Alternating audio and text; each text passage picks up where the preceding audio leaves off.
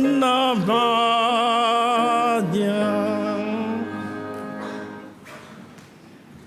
Bersama-sama kita bersatu hati dalam doa.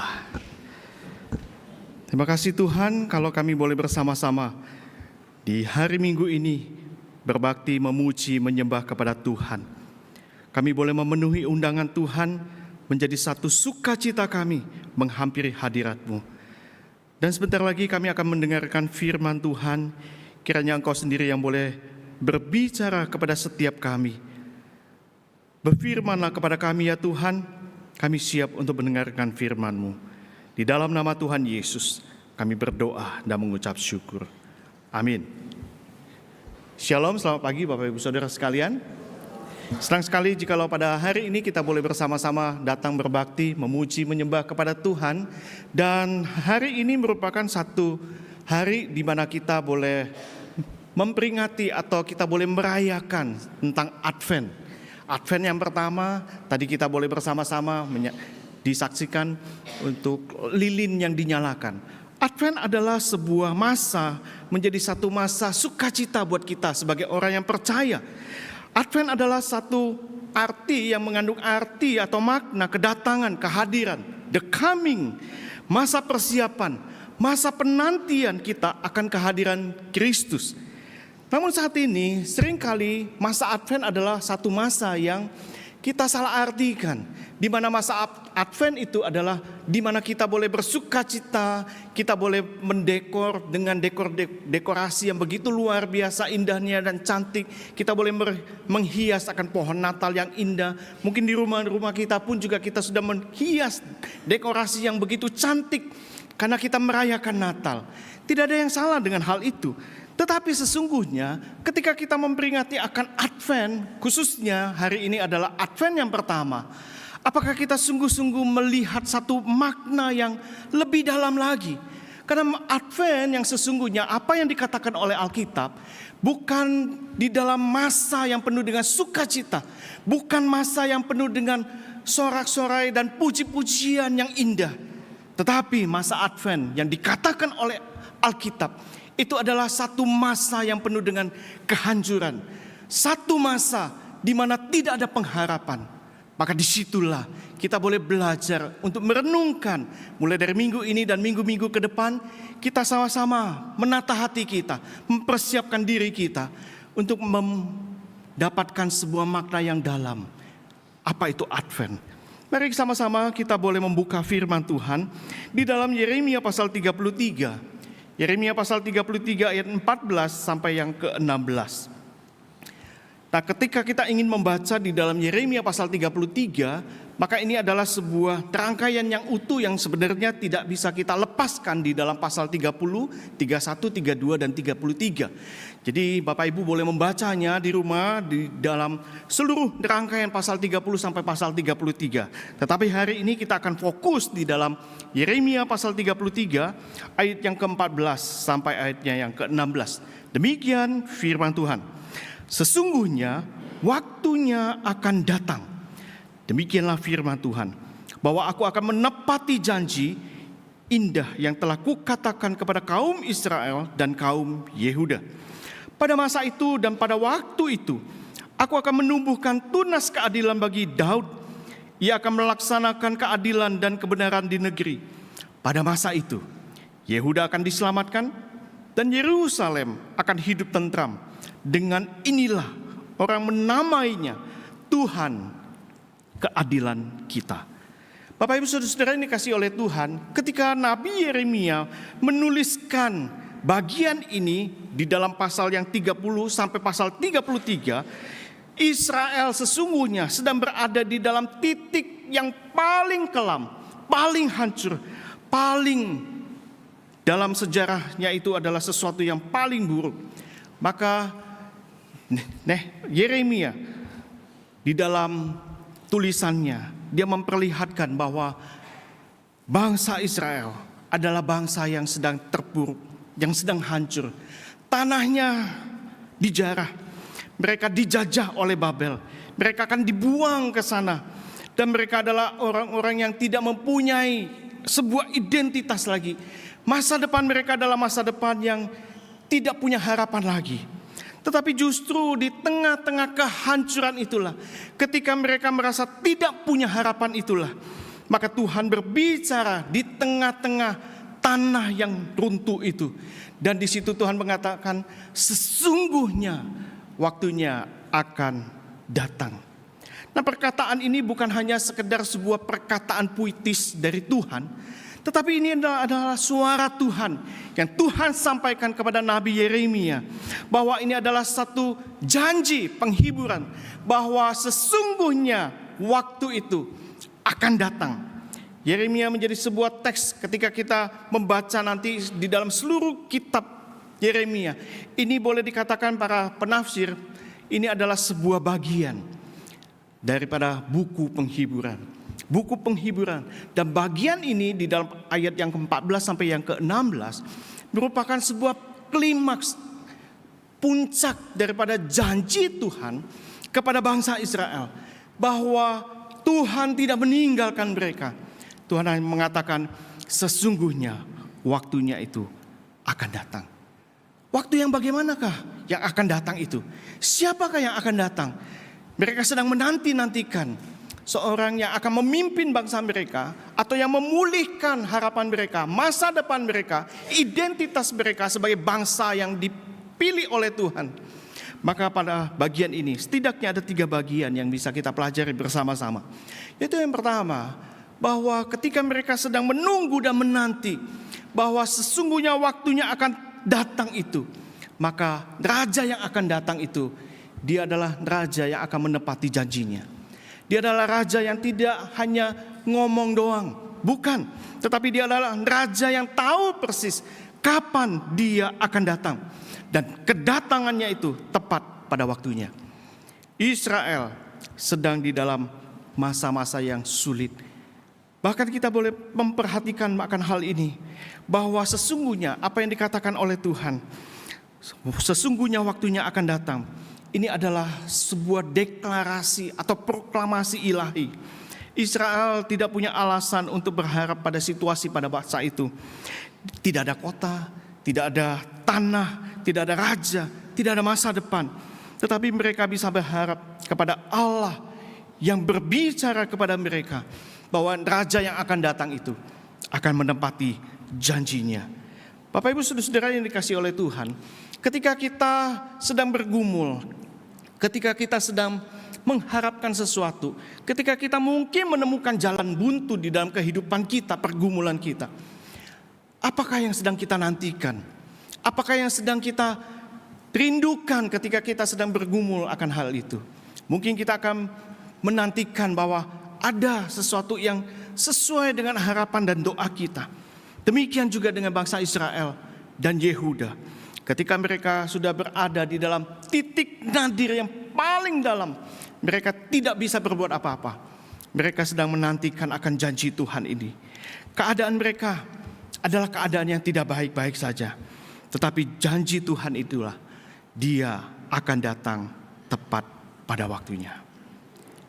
Oleh sebab itu, Bapak Ibu Saudara-saudara yang dikasihi oleh Tuhan, ketika kita sedang bergumul hari ini, ketika kita sedang mungkin menghadapi hal-hal yang tidak memungkinkan bagi kita, kita tidak berani untuk melangkah ke depan karena ada sesuatu hal yang menghalangi kita. Ketahuilah bahwa keadaan kita hari ini itu bukanlah sebuah kisah kehidupan kita yang sudah final, bukan. Itu bukanlah kelemahan kita yang dimana kita kehilangan akan identitas kita sebagai anak-anak Allah. Dan mungkin ketika kita menghadapi kebuntuan kita, itu bukanlah kisah akhir daripada hidup kita. Oleh sebab itu, Bapak Ibu Saudara yang dikasihi oleh Tuhan, biarlah ketika kita sedang bergumul hari ini, seperti bangsa Israel dan juga kaum Yehuda itu, mereka di tengah-tengah ketidakpastian, mereka bergumul ketika mereka akan dibuang di Babel itu, mereka sedang menanti. Biarlah kita pun juga boleh menanti akan jawaban Tuhan tentang kedatangan Dia, akan kehadiran Dia ketika kita akan merayakan Advent ini. Nah, ketika bangsa Israel itu sedang menanti akan jawaban Tuhan, kedatangan seorang pemimpin, maka Yeremia memberikan sebuah jawaban yang berikutnya. yaitu bahwa raja yang akan datang itu bukan seperti apa yang menurut pikiran manusia, bukan seperti apa yang menjadi versinya manusia. Ini sangat menarik sekali, bahwa inilah inti daripada Advent. Ketika Alkitab mengatakan bahwa Allah berjanji Dia akan mengirimkan raja yang baru itu, raja yang bukan berasal daripada hasil rekayasa daripada manusia, tetapi raja yang akan datang itu, firman Tuhan mengatakan, yaitu aku akan menumbuhkan tunas keadilan bagi Daud. Ini bukan tunas tentang popularitas dari seorang raja yang akan datang. Ini bukan tentang tunas daripada seorang raja yang kaya, yang hebat. Ini bukan tentang tunas yang berbicara tentang sebuah kenyamanan. Tetapi firman Tuhan mengatakan dengan sangat jelas bahwa aku akan menumbuhkan tentang tunas keadilan bagi Daud. Ini artinya bahwa kedatangan raja ini tidak hanya memperbaiki tentang kondisi fisik bagi Israel atau kaum Yehuda, tetapi hal yang paling penting itu adalah ketika tunas keadilan itu datang dari keturunan Daud, maka dia akan menata ulang atau mengkalibrasi hati manusia. Ia datang untuk mengembalikan akan tatanan sosial, moral, dan bahkan spiritual daripada umat Allah yang sedang rusak itu. Maka tepat seperti apa yang dikatakan oleh seorang teolog yang bernama N.T. Wright. Dia mengatakan begini, bahwa kerajaan Allah yang datang itu kerajaan Allah yang datang itu adalah berbicara tentang raja yang hadir di bumi seperti yang ada di surga. Raja yang datang itu bukan pergi untuk melarikan diri, bukan. Tetapi raja yang datang itu, dia akan menebus umatnya. Inilah yang menjadi sebuah kerinduan bagi kita. Maka bagi kita harusnya, kita boleh bersama-sama melihat di masa Advent ini adalah masa yang penuh dengan penantian. Satu kerinduan kita untuk menantikan Dia yang hadir dalam hidup kita. Maka di dalam masa Advent ini adalah masa bukan lagi sebuah musim untuk kita meminta sebuah hadiah, sebuah kado, bukan. Bukan musim untuk menambah sebuah aktivitas rohani kita, bukan. Tetapi masa Advent adalah musim untuk kita boleh membuka hati kita dan menata ulang hidup kita. Siapakah yang akan memerintah hidup kita? Bila Kristus itulah yang boleh memerintah sepenuhnya dalam hidup kita. Bapak Ibu Saudara-saudara yang dikasihi oleh Tuhan, masa Advent adalah sebuah pertanyaan yang besar bagi kita, di mana Allah itu bertanya kepada kita, apakah saudara dan saya siap untuk ditata ulang, siap untuk dikalibrasi hati kita oleh Allah? Nah, di dalam sebuah gereja di Amerika yang bernama Chapel of Holy Cross yang ada di Sedona, Arizona. Ini adalah sebuah gereja yang unik sekali gitu ya. Nah, di dalam gereja itu ada satu salib yang sangat besar di belakang mimbar gitu ya. Nah, di situ ada satu pohon gitu ya, satu pohon yang dimana ada Yesus yang tersalib. Nah, kalau Bapak Ibu memperhatikan dengan seksama begitu ya. Nah, pohon itu seperti ada dua cabang, di mana yang sebelah kanan itu ada cabang yang tumbuh dan ada buahnya gitu ya. Tetapi ada satu cabang yang berhenti sampai di kaki Tuhan Yesus. Nah, ini adalah sebuah gambaran dari filosofi daripada salib yang ada di gereja itu, bahwa cabang yang mati itu adalah sebuah gambaran tentang umat Allah yang menolak akan Allah itu hadir. Tetapi cabang yang hidup itu menunjukkan tentang janji Allah yang tetap bertumbuh melalui keturunan Daud. Yesus yang digantung di dalam gambaran itu di pohon itu sebagai bukti bahwa janji Allah itu tidak akan mati meskipun umatnya itu gagal untuk mentaati Dia. Ini menggambarkan juga bahwa Yesus adalah tunas keadilan dari Daud yang akan datang tepat pada waktunya. Dia tidak akan pernah gagal untuk bertumbuh, bahkan ketika dunia sekalipun itu akan hancur, Dia akan tetap datang. Bapak Ibu Saudara yang dikasihi oleh Tuhan, inilah janji daripada Tuhan kita yang tidak pernah berhenti, bahwa Dia datang untuk memulihkan keadaan kita. Allah yang menjadikan sesuatu yang lebih radikal lagi, yaitu sebuah perubahan akan identitas kita sebagai umat-Nya. Maka di dalam bagian ini, hal yang ketiga, ketika kita merenungkan Yeremia pasal 33 ayat yang ke-14 dan yang ke-16. Raja yang akan datang itu, Dia juga akan memberikan sebuah identitas yang baru kepada kita. Nah, ketika kita memperhatikan di dalam ayatnya yang ke-16, di situ dikatakan bahwa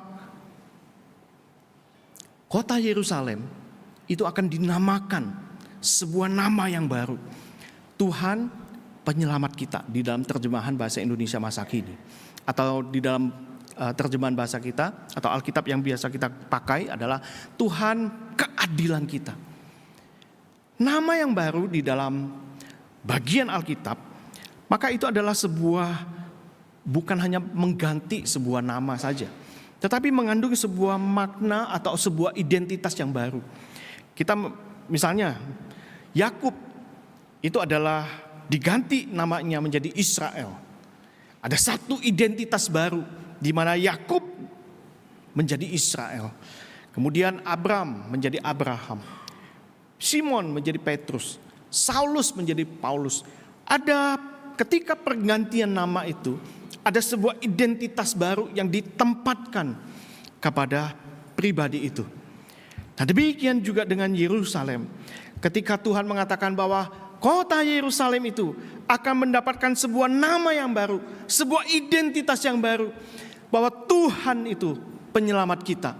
Maka ini artinya bahwa ketika umat Tuhan itu akan kembali ke Yerusalem, maka sesungguhnya pusat hidup mereka bukan lagi menjadi berpusat kepada diri mereka sendiri, tetapi mereka akan berpusat hanya kepada Kristus, kepada Tuhan yang datang itu. Maka sumber pembenaran mereka itu bukan berasal daripada usaha manusia, tetapi berasal daripada karya Kristus itu. Dan hidup mereka seharusnya menjadi gambaran yang nyata akan kebenaran Allah.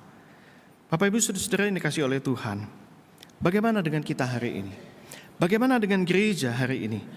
Bagaimana dengan identitas kita yang kita jalani sebagai anak-anak Tuhan? Apakah kita menempatkan identitas kita sebagai anak-anak Tuhan, sebagai orang Kristen, bahwa kita bisa mengatakan bahwa Tuhanlah penyelamat kita? Apakah kita bisa menunjukkan kepada lingkungan kita, keluarga kita, kepada dunia ini, bahwa di dalam hidupku ada Kristus yang menyelamatkanku? Apa yang dinubuatkan oleh Nabi Yeremia, Raja yang menepati janji, Raja yang menegakkan keadilan, Raja yang memberikan sebuah identitas yang baru, semuanya diarahkan kepada satu titik, yaitu kepada kelahirannya dan kepada kematiannya. Maka ketika kita membaca dan memperhatikan di dalam tulisan Yeremia pasal 33 ini, maka apa yang dikatakan oleh Yeremia di dalam nubuatannya, sesungguhnya ini adalah sebuah puncak, ini adalah sebuah pengharapan akan janji daripada Tuhan sendiri. Raja yang akan datang itu adalah raja yang lahir di dalam segala kesederhanaannya. Dia tidak lahir di istana yang mewah, tetapi dia memilih kandang yang kotor itu. Dia tidak memilih untuk tempat tinggal di istana yang mewah, tetapi dia mengambil posisi kayu salib yang hina. Dia tidak memakai mahkota emas, tetapi dia mengenakan mahkota duri yang tajam itu dan menyakitkan. Ia tidak datang membawa pedang, tetapi dia membawa damai. Dia memerintah bukan dengan kekerasan, tetapi dengan pengorbanan dirinya. Maka ketika kita memaknai akan Advent yang pertama ini, ada dua hal yang telah Kristus lakukan di dalam kelahirannya dan di dalam kematiannya, yaitu di dalam keadilannya. Dia akan menegakkan keadilannya, di mana dosa pasti akan menerima hukumannya. Tetapi selain keadilan itu ditegakkan, kasih Kristus itu akan dinyatakan, di mana sang pendosa akan menerima pengampunan Tuhan. Tidak ada raja seperti Yesus yang kita cintai. Raja dunia itu pasti akan menuntut rakyatnya untuk mati. Tetapi Kristus berbeda. Ketika Kristus mati untuk umatnya, Dia adalah memberi dirinya dan menyerahkan dirinya supaya umatnya itu ditebus. Oleh karena itu Bapak Ibu Saudara-saudara yang dikasihi oleh Tuhan, mari kita mengarahkan hati kita. Mari kita minta Tuhan yang terus-menerus mengkoreksi kita, mengkalibrasi hati kita, supaya Dia sang tunas keadilan itu, Dia adalah Allah yang memerintah seutuhnya dalam hidup kita. Dalam momen Natal ini, siapakah yang menjadi raja atas hidup kita? Siapakah yang akan memimpin dan memerintah atas hidup kita? Di dalam momen Natal ini yang sebentar lagi akan kita rayakan bersama-sama dan yang sedang kita peringati hari ini, apakah yang sedang kita lakukan? Apakah kita sibuk dengan hal-hal yang membuat kita lupa tentang sang bayi itu yang lahir di palungan itu? Ataukah kita mungkin sibuk dengan segala aktivitas kegiatan gereja? Tidak ada yang salah akan hal itu. Tetapi apakah hati kita sungguh-sungguh terfokus kepada Dia yang lahir untuk kita? Ada satu video klip yang akan saya putarkan supaya kita bisa merenungkan apa yang menjadi kesibukan kita di tengah-tengah Natal ini. Tapi kita belajar untuk fokus kepada Dia, Sang Kristus yang lahir itu.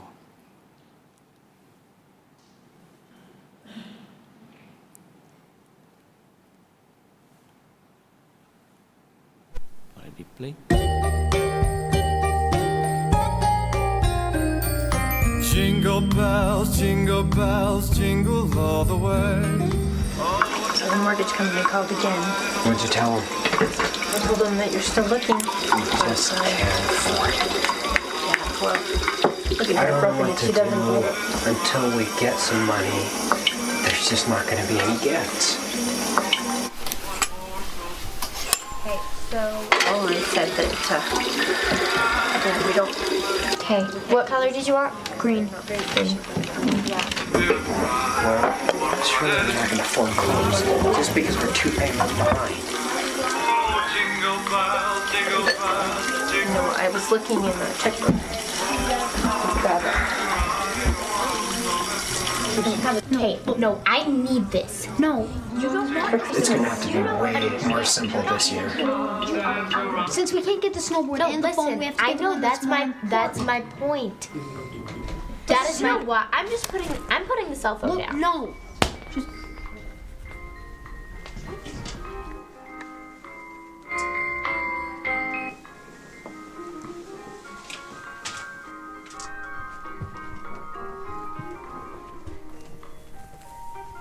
Welcome back. We've just heard the classic song Jingle Bells sung by Carl White, and before that, Deck the Halls.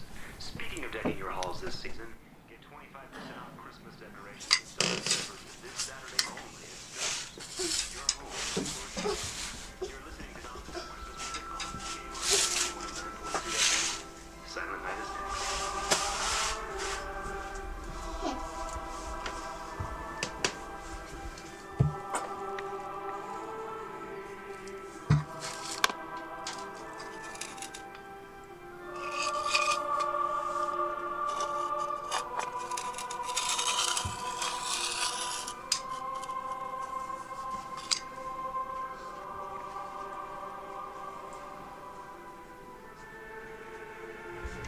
Thank you.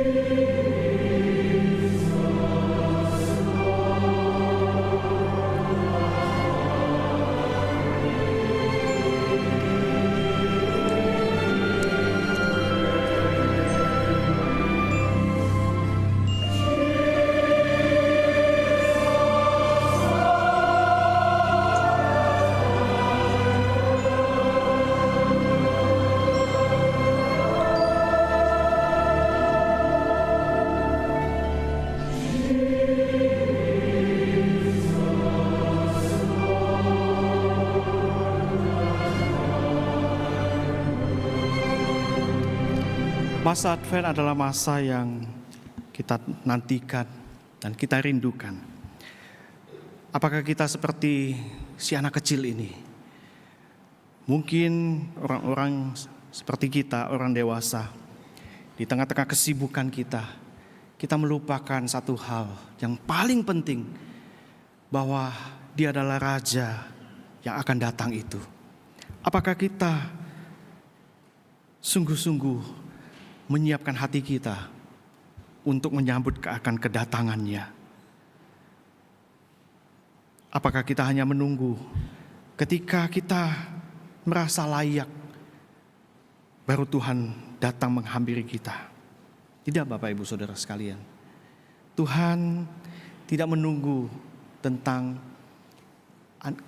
kita untuk menjadi versi terbaik kita. Tuhan tidak menunggu itu. Tuhan tidak menunggu kita untuk menjadi versi terbaik kita, baru Tuhan itu mencintai kita, bukan. Tetapi justru karena kita sudah dicintai, maka kita bisa dapat menjadi versi yang terbaik yang Tuhan rancangkan dalam hidup kita.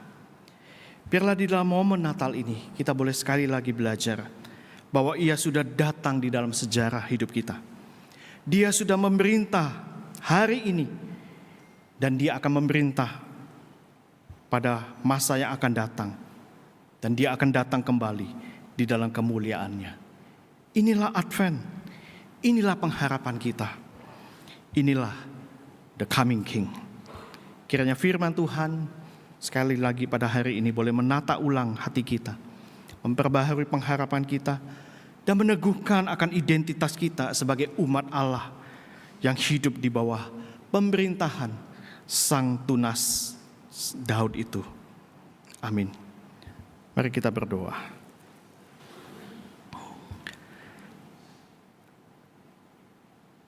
Terima kasih ya Tuhan, kalau Tuhan boleh menghantar kami hingga memasuki minggu Advent yang pertama. Satu sukacita untuk kami ya Tuhan, boleh merayakan Natal. Tapi biarlah Natal bukan hanya sekedar sebuah aktivitas rohani dalam hidup kami. Tapi sekali lagi Tuhan yang boleh mengingatkan kami bahwa Engkau adalah Raja yang akan datang itu. Engkau sudah hadir di tengah-tengah dunia, maka Engkau akan datang untuk kedua kalinya. Maka hari ini kami boleh mempersiapkan hati kami, diri kami, untuk terus-menerus berdekat kepada Tuhan. Terima kasih ya Tuhan untuk segala kebaikan Tuhan, untuk kami boleh bersama-sama menikmati akan momen Natal demi momen Natal, sehingga bukan hanya sekedar perayaannya, tetapi yang paling penting kami boleh mendapatkan Kristus itu sendiri dalam hidup kami di dalam Natal tahun ini. Terima kasih ya Bapa, terpujilah nama-Mu. Di dalam nama Tuhan Yesus kami berdoa dan mengucap syukur. Amin.